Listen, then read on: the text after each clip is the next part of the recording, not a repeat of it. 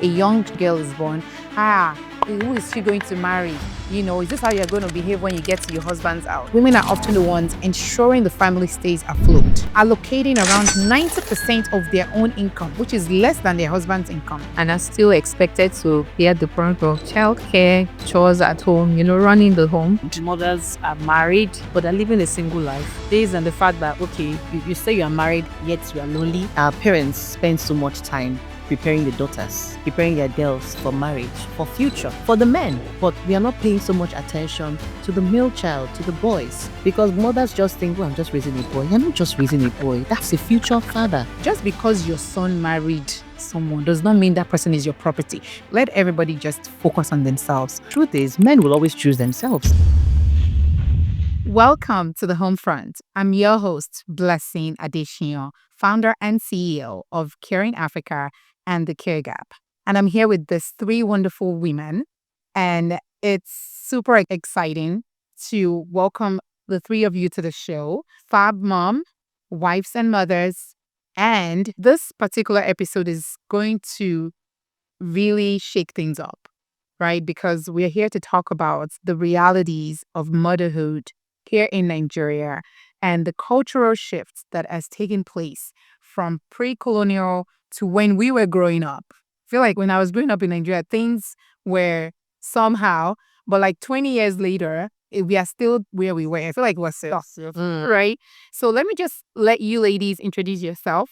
Tell us, your platforms, and then we dive in.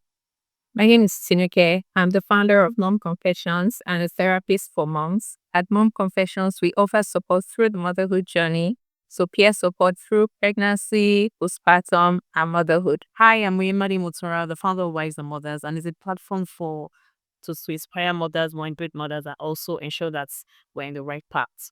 Hi everyone, my name is Jane. I'm the founder of Fab Mum NG, and my platform is all about helping moms juggle motherhood, wifehood, parenthood with ease and joy.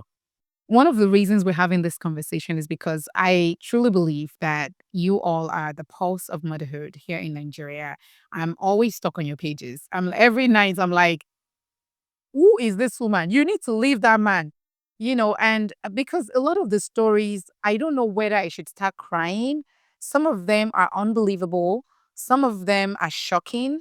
And everything is surprising. Like you would think that, okay, we've seen this before. No, you have not seen it because there's always something new. I think it's even, let me just call out the page. Wives and Mothers page.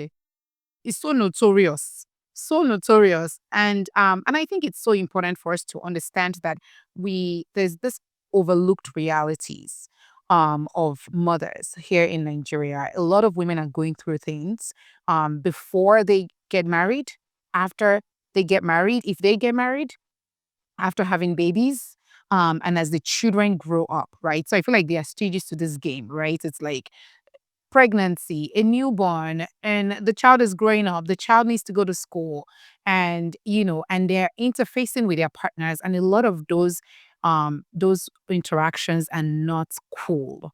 Right. So I want us to just talk about some of the recurring themes that we've been seeing. So let's start with you. What are some of the recurring themes that you're seeing out there right now happening to moms? Lately, it will have to be moms being the breadwinners of their homes. So they bear the bulk of the financial responsibilities and are still expected to bear the brunt of childcare, chores at home, running the home. So everything is on the woman. Is on the woman. And I actually have a statistics here that came out just last year that says in Nigeria, women are breadwinners. Women spend a majority of their income on essentials like food, utilities, and clothing. And for what was even surprising was for low-income families, about 70% of household costs, 70%. So like we're buying, soap, food, laundry detergents, all of these costs are managed by women. Despite earning less than men, women are often the ones ensuring the family stays afloat and allocating around 90% of their own income, which is less than their husband's income. They allocate 90% of their own income to family welfare, including education and healthcare compared to just 30 to 40% by men. I mean, how do women then invest? How do they invest? It's really Shocking. But I also think that this statistics is quite an eye opener for me on my page. I think it just eyes back to what I see often, which is the fact that a lot of women complain that they are earning higher than their husbands. And their husbands somewhat feel somewhat threatened, and they're like, you have to leave work and take care of the children, because really, who are you leaving the children for? And this is most time this is a man who doesn't even earn as much as she does, or just a man who's just lazing around.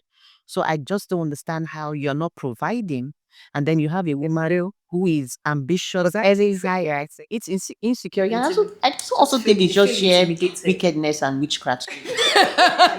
Always that.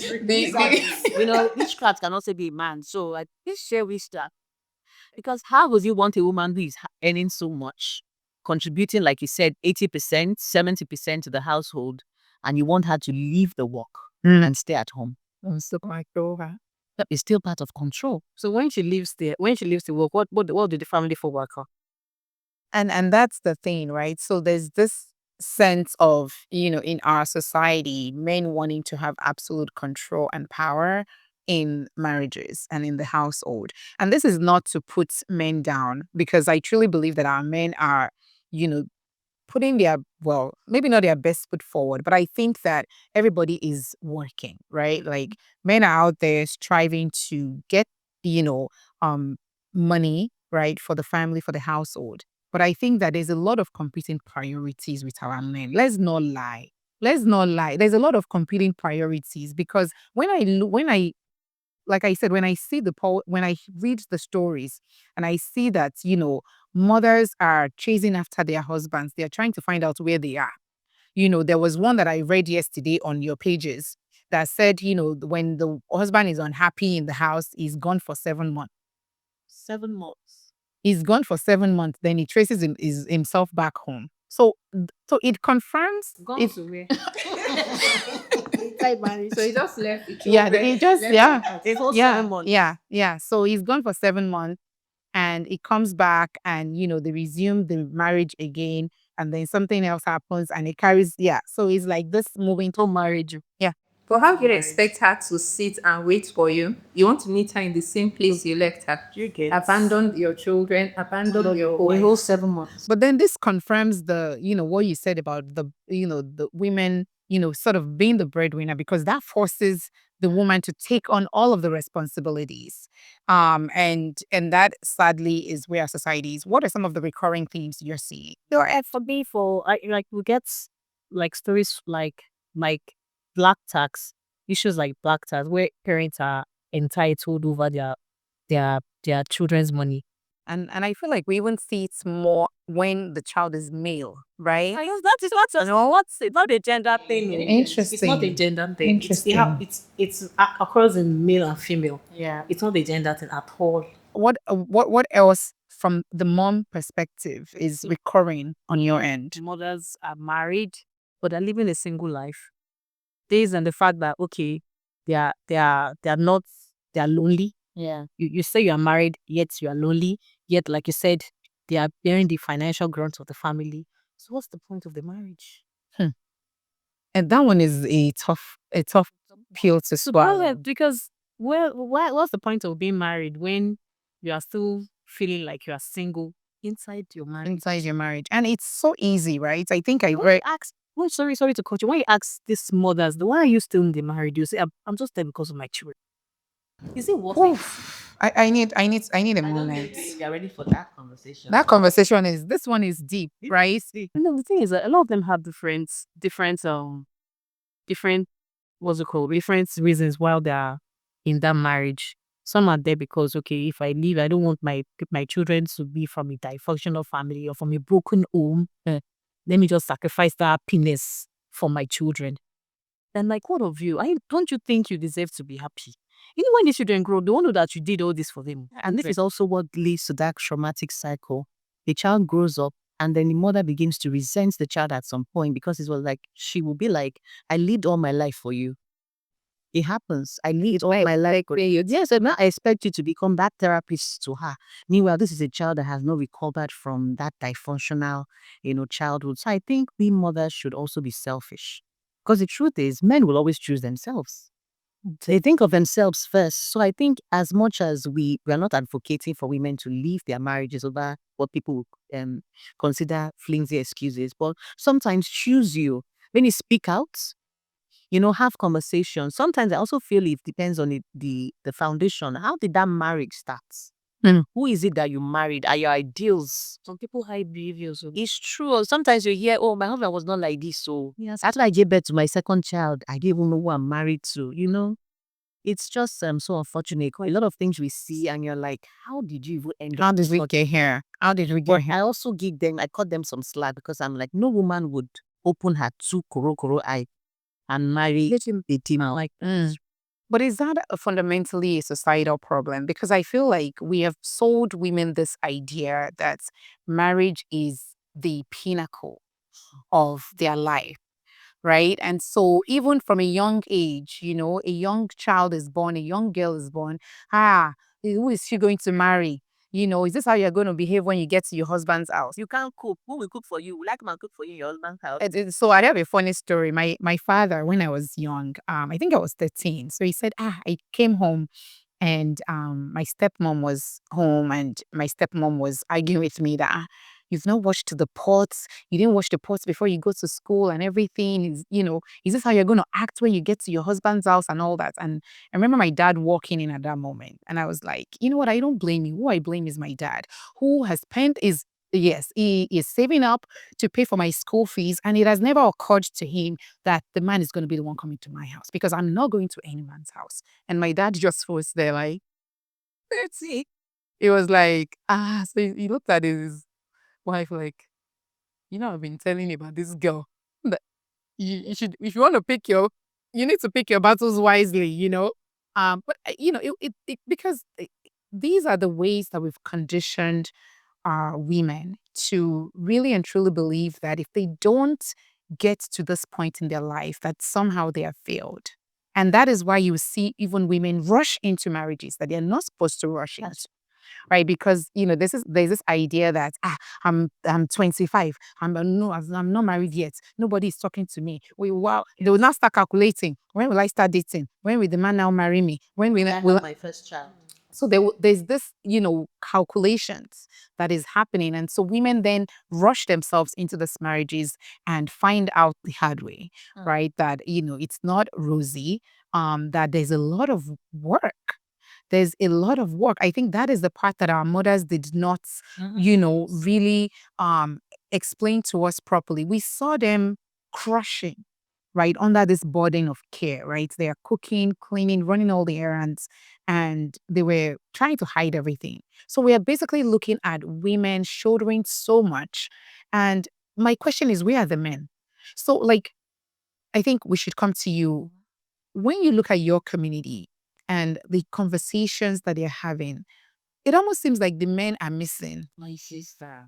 in a lot of that's like when I see the narratives, I'm like, please, where is the man in this picture? I think it's just a flawed parenting.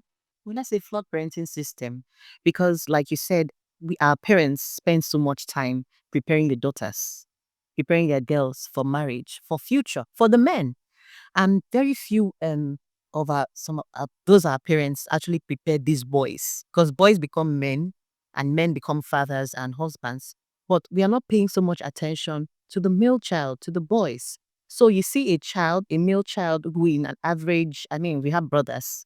Very few of our parents were that intentional with their sons, our brothers. So you see a man who doesn't know how to clean up after himself. He's done eating. He can't even pick up his plates to the kitchen. A man, he comes back, he throws his socks everywhere, because growing up, his sisters were trained to do that. And now he gets married, he starts dating rather. And, a woman does all of those things. He gets married. So it's a cycle. So, I mean, we must stop that cycle. They have to start training our sons, our boys to be responsible. Because mothers just think, well, I'm just raising a boy. You're not just raising a boy. That's a future father. That's a future husband. So if we must change that narrative, I mean, thankfully, our generation of mothers are much more intentional, much more aware about the dynamics, the unhealthy dynamics, the unhealthy balance in the gender role. And, we keep saying and blessing that chores do not have a gender. Chores is not an exclusive preserve of mothers or women. But before we can get to that point, men also have to realize that marriage is also a partnership. It's not a servant. In Southern Estate, you are doing you a favor. By marrying Because the you woman has aspired so much to to be marry. married. So it's like, And so I think we also need to put it out there because some people might misconstrue what we are saying. We're not saying marriage is not important or marriage is but a goal or something you should aspire to, achieve. But who are you outside of being wise, outside of being Mrs. Lagoja? Who are you really? So I mean, that's why if the husband messes up or the marriage breaks down, Most women don't know what to do with them. they don't really know what to do with themselves because marriage will not really complete you. It won't complete you. And sometimes some women are fortunate to get married to a man that will alienate you from life. From their own family. Because once it's Christmas, it's their house you're going to. They are in the in-laws' house you're going to. And then as Iyawe, they call it. Ah, You have to wash, you have to cook. let's not go to that one Okay, because that's another thing in shop, right? So it's a very unhealthy dynamic. what I picked up from what you're saying, you said something. You said boys become men, husbands, and fathers. And I think if we start to think about it that way, then it sort of places the onus on parents. Yeah. And I think that, and I don't want to place it on moms because moms are already raising boys and husbands and men. But I think that what we're honestly missing is still this men, right, in this parenting journey. Because the reason I say that is because girls are seeing their mothers doing care work. Girls are seeing their mothers cooking, cleaning, running all the errands, but boys are not seeing their dads doing it. That is why I still have the impression that even when, I have, for example, my husband and I, because I married a traditional man, and in fact, when we were dating, I traveled somewhere. I think I went to Mexico and I was coming back. I flew into Houston and this guy shows up to the airport to pick me up with hot akara that he just made because he knows I like akara. And that he just made. I like akara, but I don't know how to make akara. So in fact, he was the one that taught me how to make akara. So now we are married. Uncle, why are we not in the kitchen? Because it was like, oh, I'm married now. So, I grew up seeing my dad just sitting down. Now that he's married too, he was married too. So I was like, oh, that's not how this is gonna work, right? And we quickly changed that dynamic. But and the reality is that our boys are not saying dad. Okay, let me quickly come in. Something just came into my mind. Lose that train of thought. I also think we mothers should also cut that some slack because we are also to blame. A lot of women have taken up this super mom toga. Some women will say, I don't want to marry. I've heard some ladies say, I don't want to marry a man that knows how to cook for Christ's sake because she wants to own the kitchen. My sister, what is that? I'm like, look, maybe I'll wait till you get married and have children and we'll have that conversation if you still, and then some women also do not believe in sharing responsibilities. Ideally, in an ideal situation, a father, a husband should know what to do. But in some unideal situations, some men need to be prodded. So you could see that a woman is making stew on Sunday night for the children's school lunch on Monday. The husband is watching FIFA, what they call it. No, his person is spy on the kids are at the dining table doing homework. Then they will cross the dining table to the kitchen and meet the mom. Mommy, please, how do we do it? She's still trying to solve homework problem. The homework, she's making stew. Ideally, you should say, go and meet your father. Go and meet your father. Father should also, be more involved. You paid school fees, yes. Does that make you a father? Please, on that school fees one, please, I have PTA. Let me bring my PTA. I have my statistics on the school fees. I don't want to forget. So women pay most school-related bills. Research shows that a substantial portion of Nigerian women's income is spent on education, with 67% of female-headed households prioritizing school fees.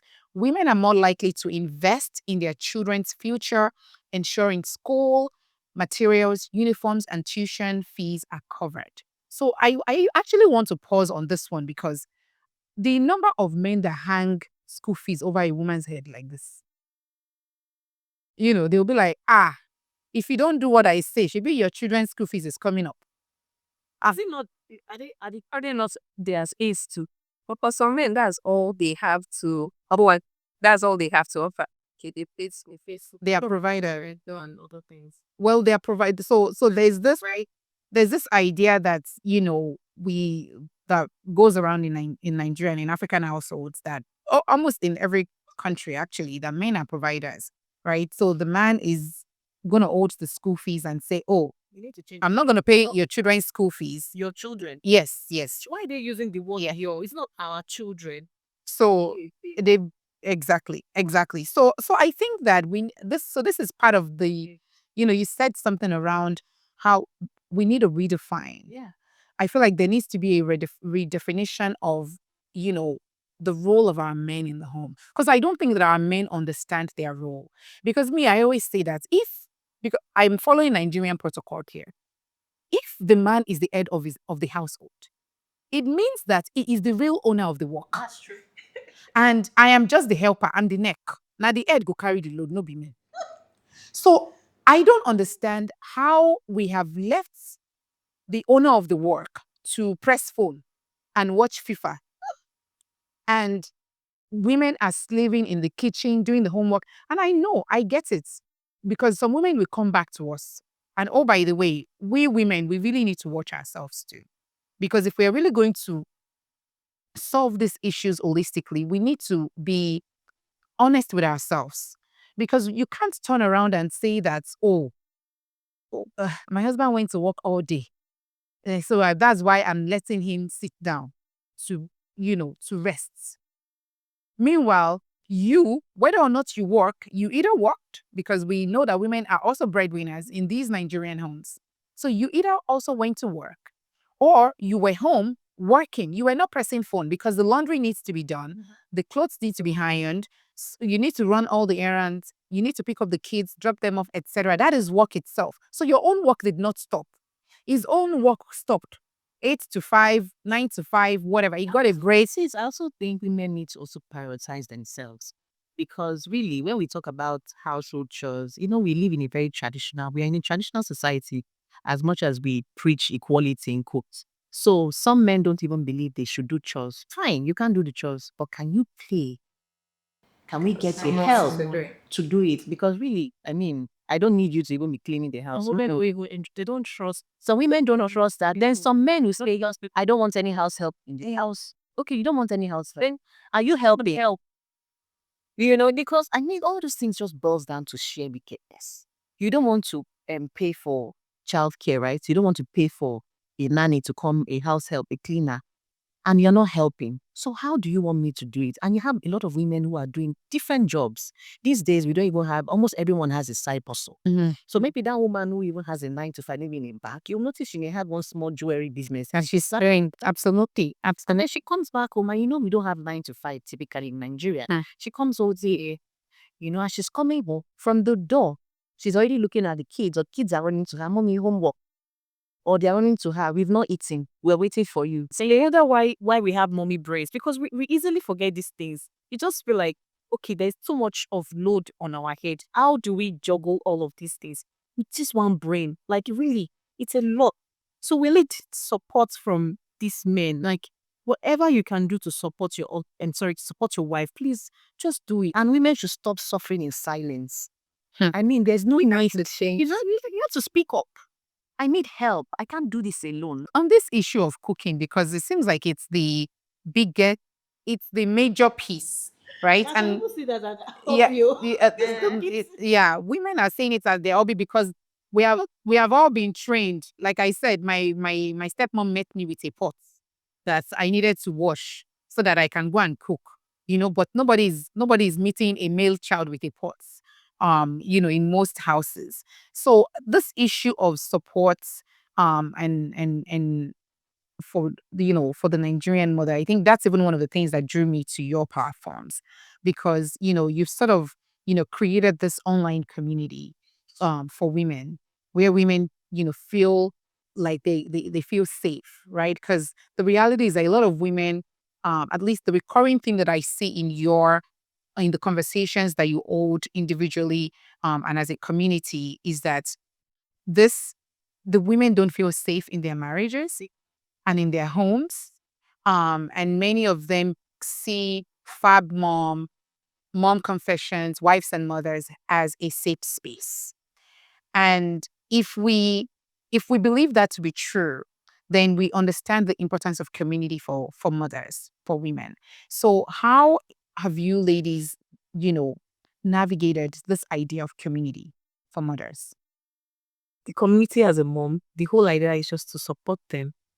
Like they send stories to us, and it is just best for us to hear them. Mm.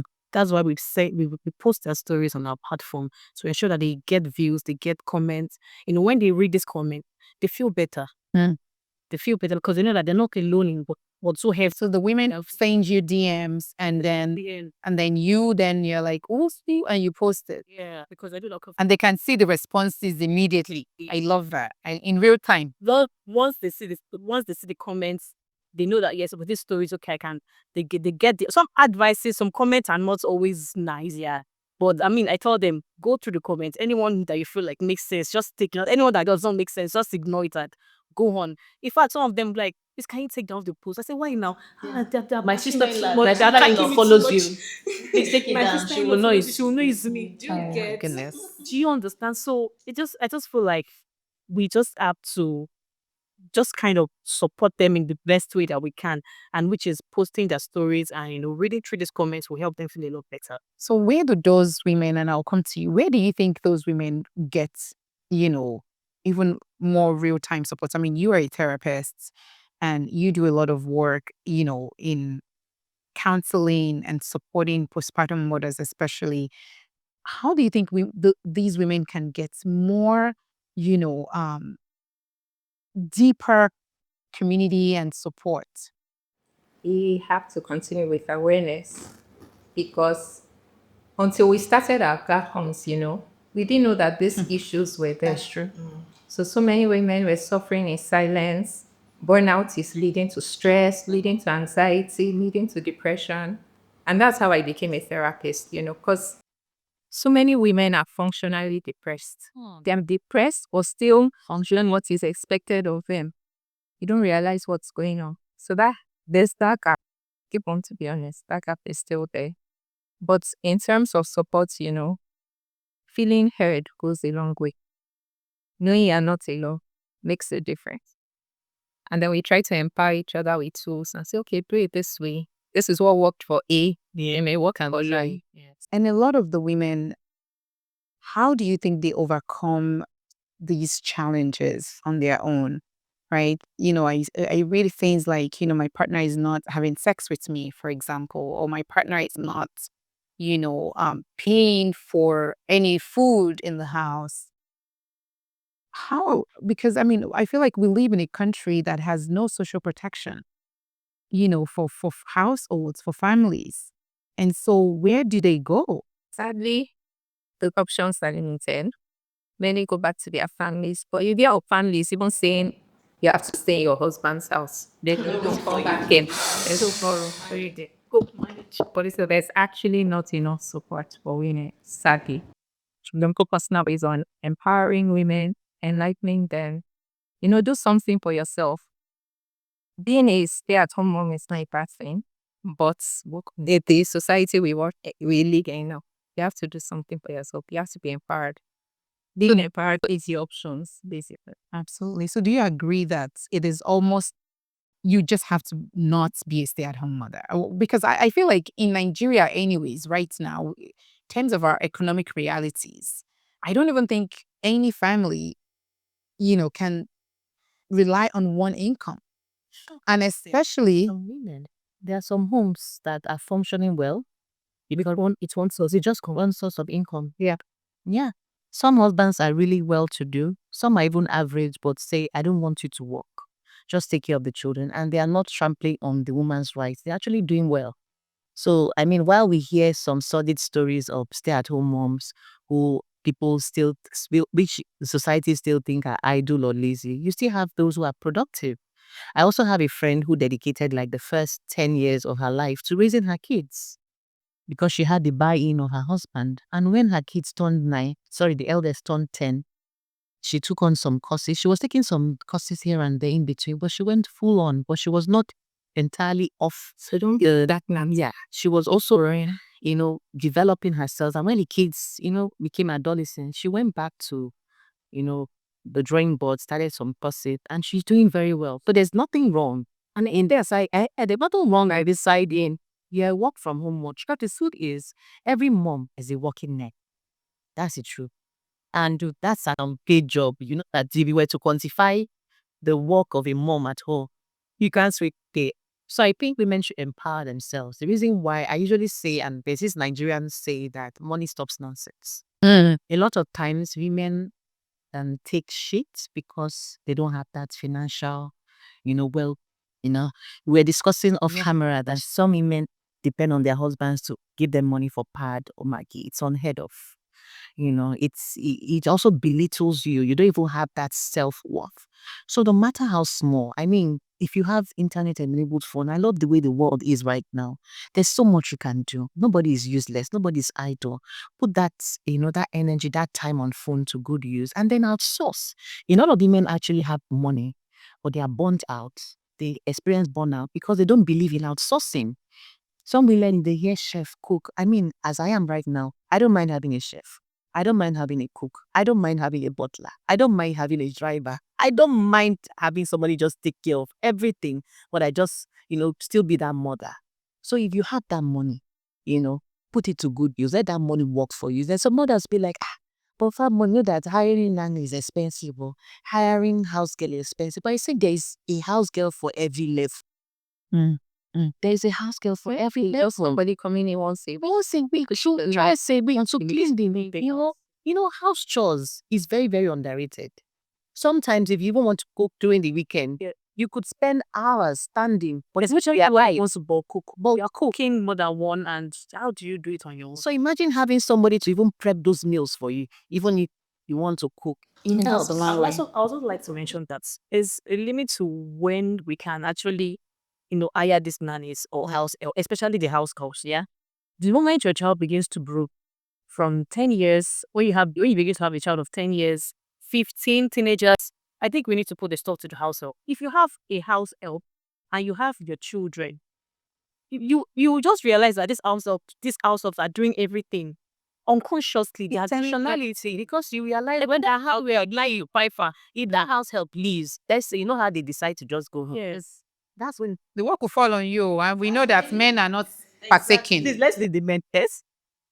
That's when it will dawn on you that your child does not even know how to lace his or her own canvas. And these house girls, of them have some eye service things. So when your child, when you're around, you're like, come, let me help you wear your shirts.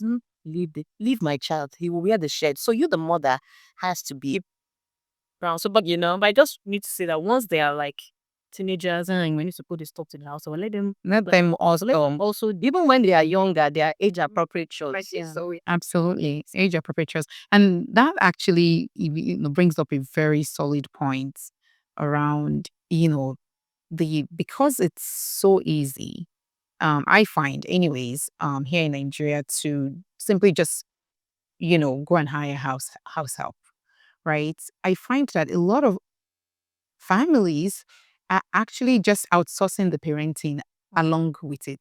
Because I now saw that, in fact, the children here are more pampered than the children. Really? Oh, absolutely. Absolutely. Because over there, the children are doing chores. They're doing age appropriate chores because there's no, cheap care labor like we have here.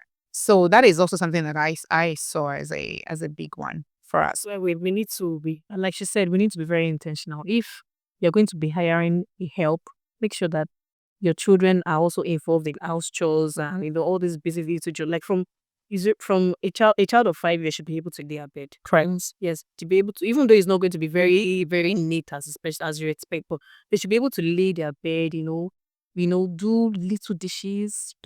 A child of 10 years should be able to cook noodles, rice, jollof rice, generics like that. The way you say it, so these days they are like, make everything. Hey, you need like, no, truly. I have. It was that me that made our jollof rice on Sunday now. Mm. I just told her, do this, put this, put this, put that. She was so eager to help. And you know that what I even find, I know that you're trying not to make sure that you don't bring me into this conversation. But I like my husband was the one who taught us. She's now 16 how to, because me I find that I don't have time for a lot of things because I'm always doing multiple things.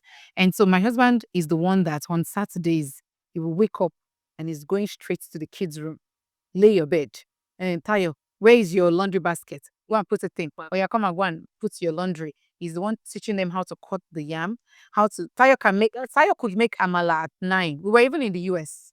She was the one because my husband eats amala every day. And he was like, I'm not going to be waking up to make amala when I have a 9-year-old. And I'm definitely not gonna call you. So Tayo started making amala at a very young age. So in fact, she just came home, for spring, for the holidays. She made amala every single day that she was here. And it's not a lot of chores, but I feel like even do one thing consistently. Even if it is the making of the bed, let that child make it every day. I think what has worked for you, well, correct me if I'm wrong, is the fact that you and your husband are on the same page. So how can we get Nigerian women, Nigerian families to be on the same page? If you have a hands-on man or Mm. husband, it makes the job way easier. So let's talk about this actually for the single ladies that are listening to us. How can they choose the right man? Because these issues, once a child has entered, say the matter don't, You need to have conversations about it. the matter don't look at Because even when you have conversations about it, this man will come, they will get married to you and they will change.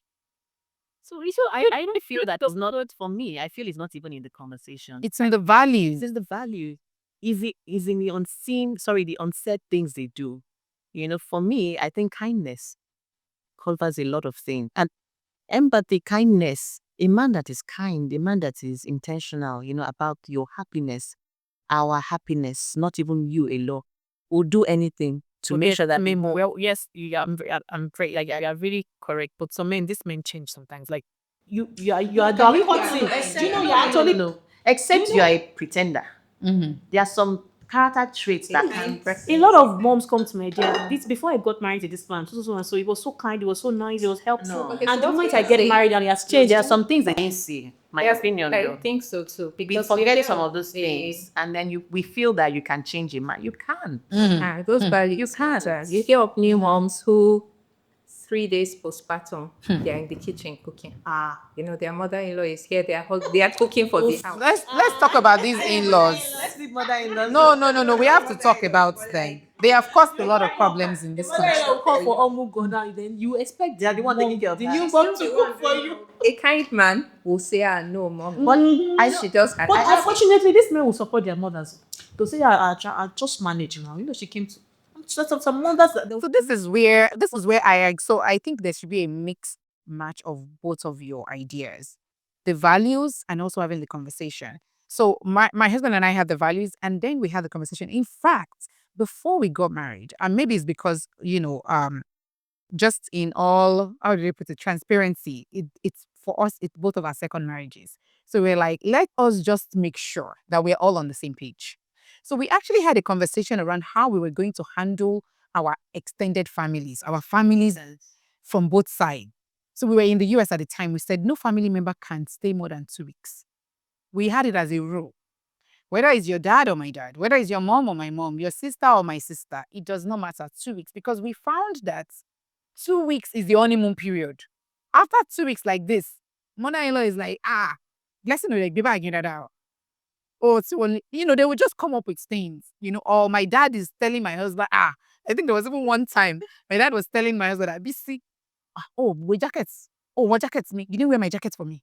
Why are you standing there? So my son was like, I didn't know what to do. Like, so he quickly went. So it's kind of like you need to have these conversations. There needs to be this alignment so that when you and your husband are always on the same page in terms of how people are going to be treated. We had rules for everything around our families. And so it made it easier. And so it also made it fair. Right? So there won't be as if, it's because it's your brother. That's why you're doing this. Or it's your sister. It made it fair. And we were always on the same page. So I think that conversation, especially when it comes to in-laws, I think that we need to be having these conversations up front, unfortunately, and ongoing, because you can marry a man whose values align with you, but because you didn't have the conversation around how you are going to handle these situations, it can. Sometimes, sorry to cut. Yes, it's sometimes our values can change as we grow. So, I mean, maybe before you got married, maybe, okay, no in-laws, we'll have 4 children or we have 2 children. But sometimes you grow and you just find out that things that used to excite you or things that were important to you guys is no longer important. That's why I said it has to be An ongoing conversation. not Yeah, a one-off. of course. And Of then course. to now trickle down to parenting, because kids are very smart. If they notice that daddy and mommy are not on the same page, they will start playing the good cop and the bad. So you see why daddy will come back. Even in-laws are very smart. When they notice that these people are sure they are not as spice as they That's why I'm putting fire. they will now start digging in. So the conversation is important. And one thing I always learn, especially for those that are listening to us, is the fact that these conversations, whether it's between you and your partner or even the in-laws, it's best to have these conversations when emotion is low and cognition is high. Don't have this conversation with them, you guys doing gazebos, jumping around, because it just never ends well, right? Something somebody also told me that I think is very profound. You should also mention that the way your in-laws treat you, I mean, you as the wife, is dependent to a large extent on how your husband portrays you. What he says about you when you are not there, how he treats you when they are there, and when you are there and when you are not there. Because that's what will give them that temerity to even try, Absolutely. request you. Absolutely. And I think we also just need to, there's a lot of bad behaviors among Nigerian families. I don't know if anybody saw the video that is trending. This mother-in-law that's lost a temper, saying that the daughter-in-law, that it's tradition in Nigeria that the daughter-in-law takes the plates, to the kitchen for the mother-in-law. She lost her temper, started screaming. Yes, Nigerian mother. So she started screaming, oh my God, she made a spectacle of herself. I think this is a reminder just to our families that just because your son married someone does not mean that person is your property. Because I think that we have this idea that women are properties in this country. No, I'm serious. I think we need to just say, call the kettle black, say it as it is. We really and truly believe that, my son has married this girl. This girl is now my daughter. Right. But sis, he also This tells girl from the dating period. He's dating, you are going to his mother's house to watch clothes. to do audition. To do audition. Both start off in a long video show. So I mean, you that once you get married, you have to continue that that gossip. Yeah, and don't talk of you can't finish. If you know that during your courtship you are not this kind of housewife material, don't put it as housewife material. Housewife, like, don't portray yourself as housewife material. So, because the moment you start doing all these things, and when you get married, they believe that that's the same thing they want to see you do. And what I always ask our girls, There's confusion, there's issues. I guess now that I'm closer to 40, I can say that these are our young girls. What are you auditioning for? Because the reality. There's no husband. No, it's not about that. Even if there's no husband, at least your own husband is out there for you. I think what we are saying. You have to be No, what we are saying is, women are operating under the assumption that, men want to marry a maid or a chef or a cook or a cleaner, because this guy was living his life before he met you. He was wearing clean clothes, eating well. Somehow he met you and he became an invalid and couldn't do anything. Because on what basis are we operating on? So I think that we need to honestly also help women understand that, one, marriage is not a badge of honor. I don't know how else to put it. Yeah. It is not a badge of honor. It is simply what it is. It is simply what it is. It is a contract between you and someone to do life together. Yeah. It is not a contract for you to be trampled on. It is not a contract for you to be mismanaged and beaten, and it is not a care coverage contract for him and his entire family. Because that's what we are saying. You've washed my clothes, so go and wash my brother's own. When my auntie is around, my auntie just gave birth. People still go through things like that. People You still wash do. my clothes, you wash your husband's clothes. I don't even. I said, You're on TV. I said, yeah. So, anyways, I think in conclusion on this in-law issue, let everybody just focus on themselves. So, but I want us to just go around the table. What are some of the good things that we are starting to see that gives us hope for families and households in Nigeria? Mothers are becoming really intentional now about a lot of things, especially when it comes to the children. I mean, we post this out there. Mm. We post positive vibes. We post how to care for your children. Make sure that your children are involved in house chores. So just to ensure that they are intentional about it, they're taking note of these things. We post inspiring posts, inspiring like videos of, maybe a 10-year-old doing really good things, just to inspire them to do better, and they are as Restorative. yeah. So that's not that one of those things. So yeah. I'll say more women are conscious about self care. So are more intentional now. Yeah, yeah. And because of what we read, we know what we want and what we don't want. It may be happening very slowly, but that change is happening while you're saying that more women are thinking, what do I want for myself? That is so important because, I think that self discovery is so powerful. Really, very. Because until you really get that, you sort of live in an oppressive state, right? And that is where you see, folks having power over other people, especially women, right? When you depend on them for everything, and then you're not even, emotionally strong, right? And you don't even know who you are. So it's easy for them to just grab your identity and run with it. For me, I think the narrative is changing. I find that you have more fathers, dads, even single men who are following my community, and I'm sure your communities as well. So you see men who are actually sending you DMs asking, my wife is pregnant and a first time dad to be. How can I support her? I mean, when I get things like that, DMs like that, I'm like, oh, there's hope. And when you also see that, when you share, I'm quite intentional about sharing more daddy content because I feel like we just talk about moms all the time. We should also speak with the dads. And then when you see the number of shares, mothers are sharing to their husbands, they are tagging their husbands, fathers are commenting and saying, I'm taking notes. I'm taking note.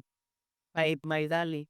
So that gives me some hope that, like she said, we may not be as fast as we want. I mean, just a generational might shift we are talking about it. It's going to take a bit of time, but the most important thing is that we are already on that path. And then just to even wrap this up nicely, I think it's also important for us to acknowledge dads, especially, the I've seen a lot of, like you said, a lot of great dads in our community and in our society. And to also even acknowledge that they are also feeling a lot of pressure, right? Because it's hard to come from a society where everything was focused on the man bringing home money and the man providing, and suddenly we're now shifting into a sort of a dual career, dual income household where women are also stepping into the provider role, and so it's a lot of men are questioning their place, right, in the home and in the household. And I think that shift is uncomfortable. I think that's sort of where we are. It's not just in Nigeria, but even around the world, right? Where, men are starting to like, okay, how do we shift properly, right? For women to also sit beside us and, do this thing together. And so I agree with you that change is happening. It is slow, I would have to say, but I think that we have the opportunity and the hope that I see is in our boys, because I feel like Generation. yes, I feel like it's in our boys. Why a lot of like mothers are actually working from home now. I mean, that is really changing now. Others just want to work, they want to be heard, they want to, become independent. So that is like the change in that aspect is really pasteurizing. Women are how they are at home, but they are actually working Killing it. and they're doing well. Yeah. Absolutely. Well, thank you, ladies, for joining me today. Super, super excited. I think I have hope in our mothers, and I'm grateful for the community that you all have built. I think it's so important for women to have a place to just go and, like you said, be heard. Because we don't have money, we don't have connections to give them, but we have a space for them. And so thank you for all you did. Thanks for this conversation. Till next time. Yeah.